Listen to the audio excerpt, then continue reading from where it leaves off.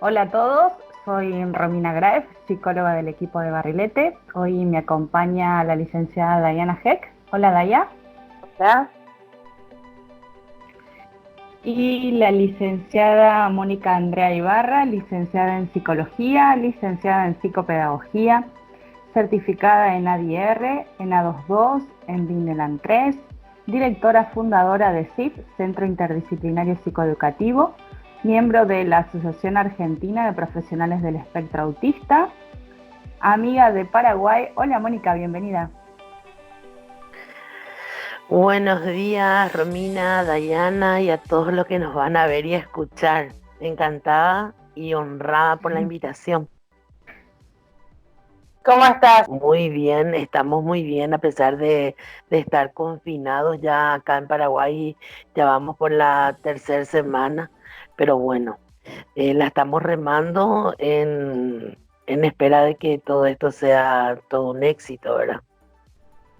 Bueno, me alegro. La temática que nos convoca es hablar sobre autismo. Mónica nos va a comentar sobre conducta y orientación a padres, que es su especialidad. Sí, las personas con trastorno del espectro del autismo, ¿verdad? Y su familia. Si bien sabemos que los trastornos del espectro del autismo, TEA, comprenden una serie de alteraciones graves que afectan a la interacción social, el comportamiento, la comunicación desde los primeros años de la infancia. Son de carácter generalizado y afectan al desarrollo en su conjunto, acompañando a la persona durante todo su ciclo vital. La etiqueta o el rótulo de TEA parece remitir a un conjunto enormemente heterogéneo de individualidades cuyos niveles evolutivos, necesidades educativas y terapéuticas y perspectivas vitales son enormemente diferentes, ¿verdad? Esto lo dice el mismo Ángel Rivière, ¿verdad? Eh, Muchas personas creen de que al tratarse de, cuando viene a aclarar, yo siempre eso aclaro por más de que eh, ya sea como algo así muy repetitivo de que cuando hablamos de TEA hablamos de una condición, no hablamos de una enfermedad, ¿verdad? Entonces al tratarse de condición, sabemos que lo va a acompañar durante el resto de sus vidas, ¿verdad? Y de acuerdo a los apoyos que les damos, entonces esto va a ir como que los indicadores muchas veces como que van desapareciendo ciertos indicadores o camuflados, como siempre escucho decir a una profesional, pero no es que dejan de tener TEA, ¿verdad? Sino que la persona, cuanto más apoyo recibe, comienza a saber o tener las herramientas necesarias para hacer frente a cada obstáculo que la vida le presenta. Sin embargo, muchas veces cuando nos referimos a estos trastornos que inciden en el desarrollo, confundimos a estos con las personas que lo poseen o viven con ellos. Es decir, todas las personas con TEA son diferentes. No están caracterizadas por los rasgos de estos trastornos, sino que se caracterizan por el entorno en el que viven, las experiencias que tienen en su vida y sobre todo por los apoyos que tengan para superar las dificultades de estas expectativas y los modelos educativos a los que estén sujetos. De esta dificultad por generar un marco teórico común se llama el concepto de espectro autista, ¿verdad? Para recoger alteraciones, dificultades y trastornos con la sintomatología del trastorno autista, ¿verdad? Entonces, si bien cuando hablamos de espectro, diversidad, sabemos que podemos tener, siempre hago esto, siempre como que vuelvo a decir y a repetir de que pueden estar 5 personas con el mismo diagnóstico y las 5 personas son totalmente diferentes, ¿verdad? Después, ¿qué es lo que más Ujú. le preocupa a la familia? Entonces, comprender la conducta del autismo no tiene una forma única de manifestarse, sino que sus dificultades aparecen en diferentes grados y en diferentes personas. Por este motivo hablamos, como ya dije, de espectro autista. Sin embargo, todos los que tienen autismo o los que padecen autismo tienen las tres grandes dificultades. En la comunicación con los demás, en el lenguaje, ya sea un lenguaje verbal o un lenguaje no hablado, en la interacción social.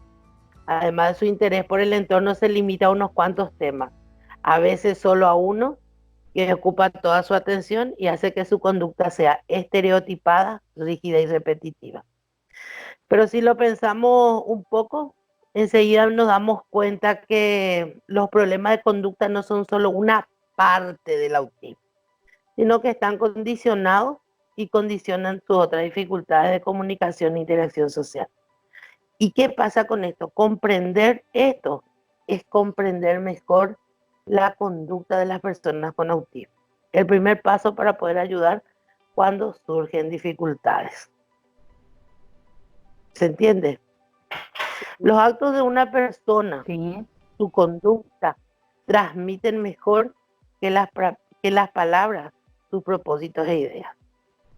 Entonces, la reacción de una persona en distintas circunstancias estará basada en mecanismos complejos, elaborados a partir de sus percepciones, su lógica de pensamiento, sus recuerdos, su imaginación, su voluntad y su estado de ánimo. A veces las circunstancias exigen una respuesta rápida que impide poner en marcha mecanismos sofisticados y simplemente se reacciona por reflejo, instinto o hábito. En la conducta humana vamos a encontrar tres elementos que rigen esto: la causalidad, la motivación y la finalidad. ¿Se entiende? Entonces, ante un ruido excesivo, que sería la causa, sentimos miedo, que sería la motivación, y salimos corriendo para ponernos a salvo. Esa es la finalidad. ¿Se entiende? ¿Se va entendiendo hasta ahí? La actitud corporal, Sí, los sí. gestos faciales, la acción y el lenguaje son los medios por los que actuamos y por los que se manifiesta nuestra conducta. Bueno, y como todos los universales humanos, la conducta se desarrolla a lo largo de la infancia y la adolescencia y continúa modificándose a lo largo de la vida para adaptarnos a diferentes situaciones y objetivos según cada uno. Entonces, la conducta en el autismo tiene dificultades importantes para interpretar su entorno y a las otras personas, por lo que su conducta se ve alterada y es fuente de problemas. Nuestra conducta responde a nuestras percepciones de lo que nos rodea y las personas con autismo suelen tener problemas de percepción. Parece que no atienden a determinados estímulos, mientras otros, que los demás casi no percibimos, a ellos les resultan insoportables. En la sala de espera, antes que comience la cuarentena, uno de los chicos con TEA, un nivel 1, un buen nivel cognitivo, yo tengo la voz un poco fuerte y entonces le dije por su nombre de que la mamá, porque estaba impaciente en la sala de espera, entonces le digo, fulanito, le llamó por su nombre y le digo, ya viene tu mamá a buscarte, y se tapa los oídos con la mano y me dice, ay, me hablas muy fuerte. Y es mi voz natural, mi voz normal, pero para él ya era muy fuerte. ¿Entienden lo que les quiero decir? Sí. Lo que para nosotros sería algo así como normal y natural, para él ya era excesivamente fuerte. Entonces, él como ya es un chico, ya un chico en tratamiento, como que ya tiene ese recurso de poder decir, es fuerte, háblame más despacio. Otro chico por ahí que no tenga tratamiento, no tenga recursos, no tenga probablemente lenguaje verbal, ya puede expresarlo a través de su cuerpo, manifestando una conducta Como una desadaptativa, una disruptiva. reacción. Mm. Ujú. Claro, se entiende lo que quiero decir. Sí. Entonces, a esto, entonces es como que, ¿qué dice la teoría y realmente bajada a la realidad? Pensaba, qué importante esto que marcabas vos de la observación y de conocer desde lo singular, ¿no? Porque afortunadamente en ese ejemplo que contás estaba la presencia del lenguaje y el poder decir y en ubicar en las Exacto, palabras correctas todo lo que sintió, ¿sí? Pero es mucho más común en realidad que aparezcan esos episodios de crisis, conductas disruptivas, como las conocemos nosotros que trabajamos en el tema, o desadaptativas, como las nombrabas vos. Y bueno, en realidad es mucho más común que aparezcan esos episodios. ¿Cómo orientar ahí a los papás? ¿Cómo intervenir en esas situaciones? bueno, eso realmente, y mira que es un chico a quien yo había evaluado y y ya hace meses que está viniendo y como que no hemos percatado de que mi voz era, porque mira que, como te dije, le había evaluado, después no trabajo con él en terapia, pero sí siempre está conmigo en comunicación. Pero puede que ese día yo estaba, no sé, hablando, estando en otra situación y entonces como que mi voz era más elevada y eso a él le produjo ciertas reacciones, ¿verdad? Evidentemente ahí pude percatarme de que es, es una hipersensibilidad auditiva que no es menor. ¿Por qué? Porque si solo mi voz a él le afectó, ¿verdad? Entonces ahí tenemos la pauta de que en un salón de clases donde estén 25, 30 personas y los chicos empiezan a gritar, empiezan a reírse, empiezan a hacer barullo, como decimos nosotros, probablemente puede desencadenar en una crisis, ¿verdad? Entonces, ese Ujú. dato fue muy importante para poder dar estrategias tanto a padres como a docentes de que tratar de que el ambiente donde él está no esté tan alterado por ciertos estímulos que puedan afectarle auditivamente a él. ¿Se entiende? Sí. Y, Sí, y cómo se obviamente, lleva de un episodio a otro análisis, a otros ambientes. exactamente, porque cuando estaba, Siempre justamente yo estaba en la sala favoreciendo de la PA, calidad de vida, como hablábamos hoy. claro, porque nosotros una semana antes habíamos estado en la escuela y teníamos la ventaja de que era un aula pequeña, sí, un aula en cantidad de niños pequeños, ¿verdad? Que creo que eran 12 o 15 chicos. Pero ¿qué pasa si se multiplica esa cantidad en el próximo grado o van llegando más niños y acabamos de iniciar las clases? ¿Se entiende? Entonces es un dato no menor a tener en cuenta. Y a los padres también, de que si van a llamar la atención, que no sea de esa forma, porque eso puede desencadenar en una crisis. Y si bien sabemos nosotros que trabajamos con personas con esta condición, que una crisis conlleva a muchas situaciones poco agradables. Y más cuando se tratan de chicos que tienen un buen nivel de comprensión, un buen nivel cognitivo, un buen lenguaje, ¿verdad? Y ya son chicos que están en la adolescencia. Entonces, pareciera poca cosa, pero si nosotros analizamos, hacemos el análisis de todo eso, lo que puede desencadenar solamente esa subida de tono de voz. Y eso es lo que el común de la gente no entiende, Romina y Dayana, de que lo que para nosotros es una pavada, así en términos corrientes, para ellos es Mm. demasiado, ¿se entiende? Y es ahí donde nosotros tenemos que hacer hincapié de que esa es la diferencia. O si no, vamos a ser todos iguales. ¿Se entiende? También, además de esta cuestión del perfil único que estás comentando, pensaba que estos signos, estos rasgos, esta manera de percibir o algunos síntomas, como llamamos desde la clínica, van cambiando a lo largo del ciclo vital.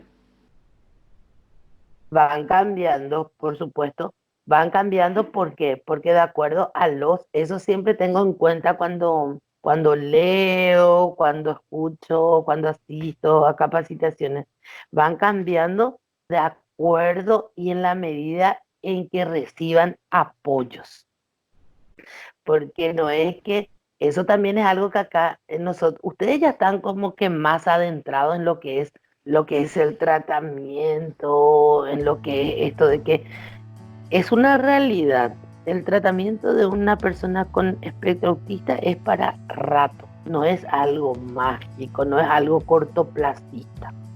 Nosotros acá en Paraguay todavía estamos con el chip cortoplacista. ¿Qué quiere decir eso? De que, bueno, le dimos el diagnóstico, hace terapia 3 meses y se curó o desapareció los síntomas. Y no es así. ¿Se entiende? No, estamos hablando de una condición que dijimos que abarca todo el ciclo vital, incluso de acuerdo a ese desarrollo de la vida y a los estímulos que van cambiando a lo largo de la vida, los cambios en el cuerpo, los cambios en la familia, los episodios como estos de cuarentena que nos atraviesan a todos y donde van cambiando los signos. Entonces, esos síntomas requieren distintos apoyos a lo largo de la vida. Claro. Y es ahí donde todavía nuestra gente acá no comprendió eso. Que cree que porque hizo 6 meses o un año de terapia, el chico ya se curó o ya tiene todo adquirido para poder enfrentarse a la vida. Y no se da cuenta que a medida que van creciendo, porque el cuerpo no queda estancado.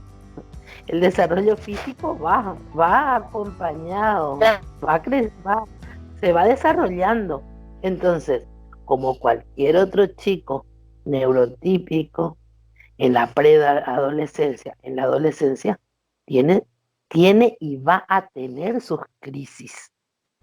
No es porque tenga una condición que no va a tener crisis en la preadolescencia, en la adolescencia o cuando sea un joven.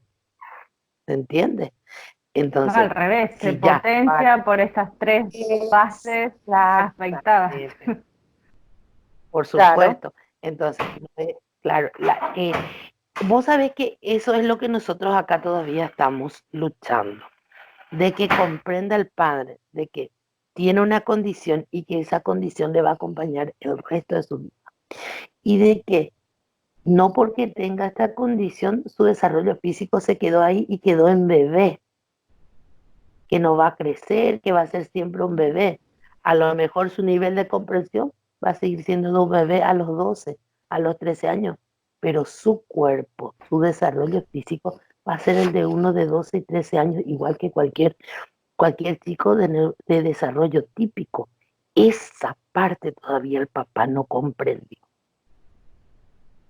Entonces, nosotros tenemos que brindarle, ahí es donde más apoyo debemos brindarle. ¿Por qué? Porque un chico de desarrollo típico tiene más herramientas, tiene más recursos, pero un chico con esta condición no tiene.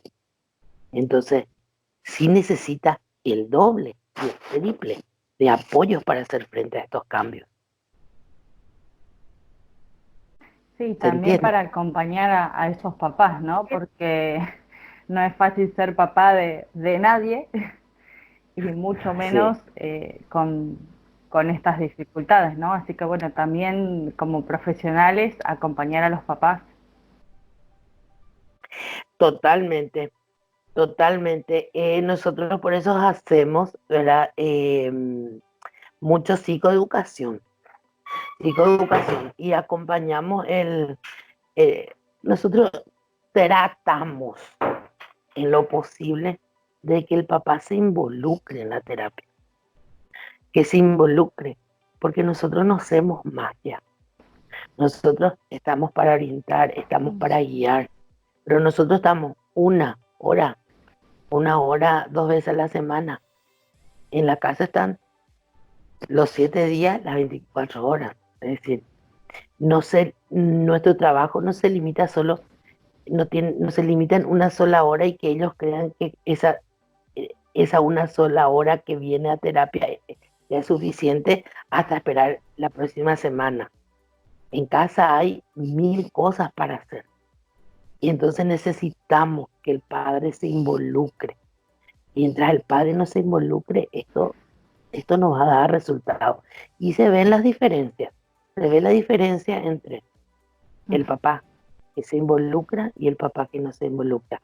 Porque los objetivos se van alcanzando cuando la familia se involucra. Entonces vamos más rápido, vamos avanzando.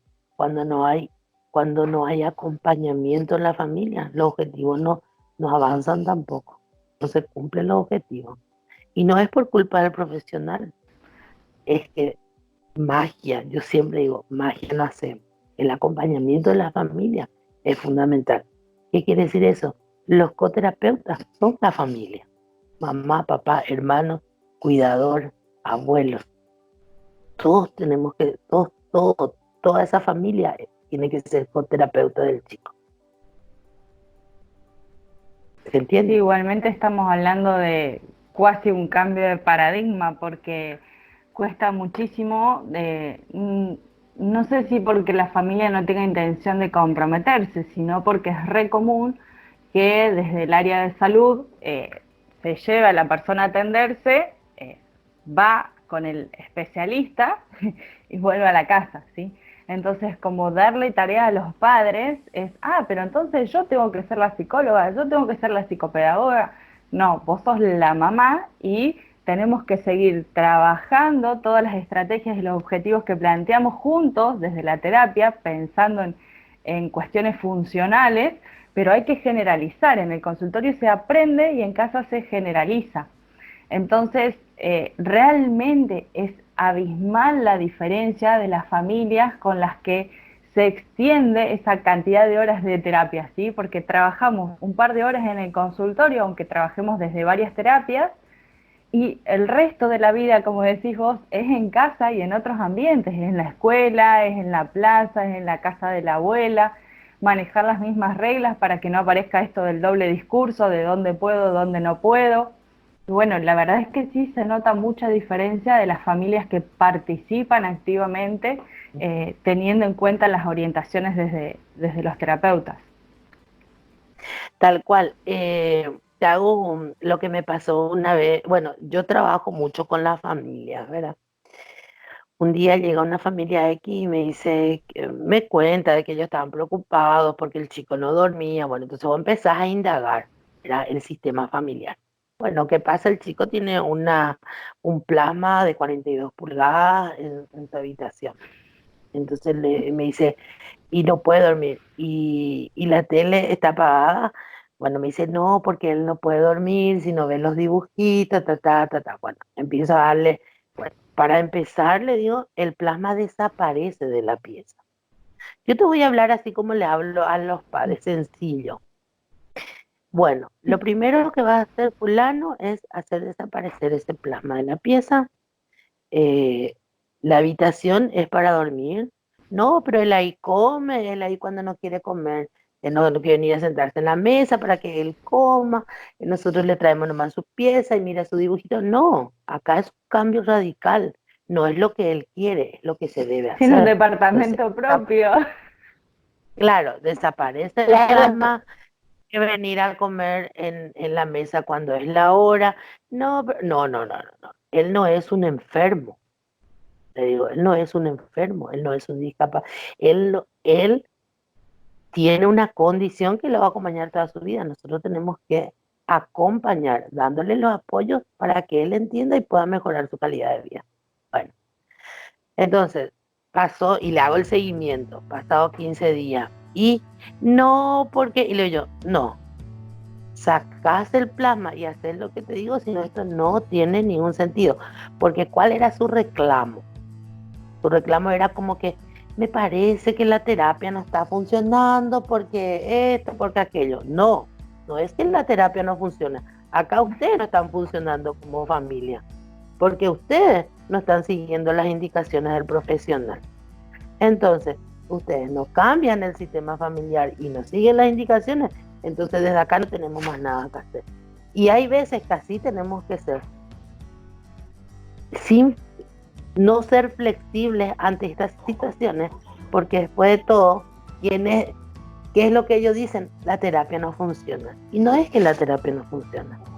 El sistema familiar, si no cambia, no va a funcionar ninguna terapia. ¿Se entiende lo que quiero decir? Sí, Ni claro. medicación Es tampoco. súper importante esto de Algunos, involucrarse en el caso del 1 a 1 para poder orientar. claro. Entonces, otra de las cuestiones es, no, pero le vamos a llevar nomás al neurólogo que le medique. No, la medicación tampoco no es mágica. ¿Entendés? Aparte, siempre le explico, el autismo no se medica.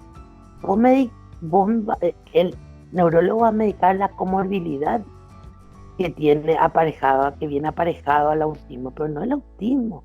Eso como que cuesta todavía que la gente entienda. Bueno, entonces esta familia comenzó a hacer cambios, ¿verdad? Dentro de su sistema familiar y bueno, y mejoró. Claro que va, y no es nada mágico lo que yo le dije. Era hacerle ver, ¿verdad? De que haciendo esos cambios se pueden ver los resultados. Y se vieron los resultados. Entonces, es como que empezar a hacerle entender a la familia por qué nosotros somos tan insistentes en esos cambios en la casa. Porque si en la casa no se producen esos cambios que va desde el adulto, el chico en cuestión, no va a poder avanzar. ¿Se entiende lo que quiero decir? Por eso, por eso es lo que ellos tienen que ser coterapeutas. Por eso es la importancia de la familia en el acompañamiento. sí, pensaba yo ¿Sí? cuando hablabas de que estamos hablando de una condición que lo va a acompañar durante toda la vida, y de que obviamente que el niño que después será adolescente va pasando por las diferentes etapas de la vida de cualquier persona, y que obviamente sus necesidades van cambiando, y que todo tiene que ser constantemente evaluado para poder, junto con la familia, que es con el entorno que más tiempo está esta persona, evaluar cuáles son sus necesidades y desde ahí pautar los objetivos que se trabajan desde el ámbito clínico, pero siempre con el acompañamiento de la familia y también desde la parte educativa de la escuela, y desde todas, digamos, las áreas donde el niño está involucrado y donde se desarrolla, porque en cada una de esas áreas, de esos aspectos, necesita quizás herramientas diferentes o modos de implementarlas diferentes. Sí, te cuento que no es un dato no menor tener en cuenta el acompañamiento de la escuela, porque realmente donde aparecen las mayores dificultades son con sus pares, ¿verdad? ¿Por qué? Porque de hecho que ya le genera mucha ansiedad a ellos estar en un lugar donde por ahí ellos todavía no manejan o no tienen incorporado ciertos, eh, no tienen ciertas herramientas para hacer frente a una situación y eso le genera mucha ansiedad. Entonces esa ansiedad hace de que ellos se sientan, ¿verdad?, inseguros y amenazados por un entorno que quizás todavía no comprendan, ¿verdad? Entonces, la escuela estamos muy lejos, al menos acá todavía. Ahora yo hablo desde mi realidad, ¿verdad? Estamos muy lejos todavía de ese acompañamiento para una verdadera inclusión. No es darle el espacio físico y una silla y una mesa o un pupitre y ahí terminó el trabajo de la escuela. Va más allá de darle la oportunidad de sentarse y de tener un lugar físico. Va allá de que el compañerito de al lado y el resto de la clase entienda que él es diferente, ¿verdad? Yo siempre digo, cuando me dicen los padres, ¿por qué todos tienen que saber? Y le digo, no sé si le vamos a decir qué es cuál es su diagnóstico, porque en realidad el diagnóstico a nosotros como profesionales nos sirve. Nos sirve para saber desde dónde empezar y cómo avanzar. Pero sí hacerle entender a los demás de que tenemos un compañerito que a él le hace mal que se grite, a él le produce cierto malestar, ciertas luces. ¿Me entendés lo que te quiero decir? Hacerle entender que hay cosas que a él no le viene bien y entonces que nosotros como compañeritos tenemos que hacer de que su estadía en esa sala de clase sea más placentera. Y eso eso no tiene nada que ver con decirle porque fulanito tiene TEA. ¿Y qué es TEA? ¿Y qué tal cosa? ¿Se entiende lo que quiero decir? Entonces, es hacerle ver que todos somos diferentes. A eso me refiero. Hacerle entender al chico y al docente que todos son diferentes. Porque ahí también tenemos una traba en que te dicen, no, pero yo no puedo hacer diferencia. ¿Y cómo?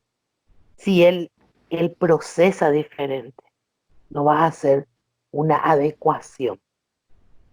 Ya te estamos diciendo de que estas son sus dificultades, como también tiene fortalezas. Pero esas dificultades son las que a mí me interesa que se vuelvan en fortalezas. Entonces, hay que darle una atención especial. Y eso no significa discriminar, porque estamos como que confundiendo. Tenemos una concepción errónea de, de significado, de lo que es discriminar y de lo que es verdaderamente hacer algo para que haya una inclusión y una integración. ¿Se entiende? Vos sabés que para cerrar este encuentro me llevaba a pensar a cuando usamos esa frase siempre para el 2 de abril de hablemos de autismo y qué importante concientizar sobre el tema, hablar sobre autismo, visibilizar, informar y bueno, así que agradecemos hoy tu tiempo para que las personas que puedan ver esta charla, este encuentro, sepan un poco más sobre esta condición y bueno, y gracias por compartir tu tiempo hoy.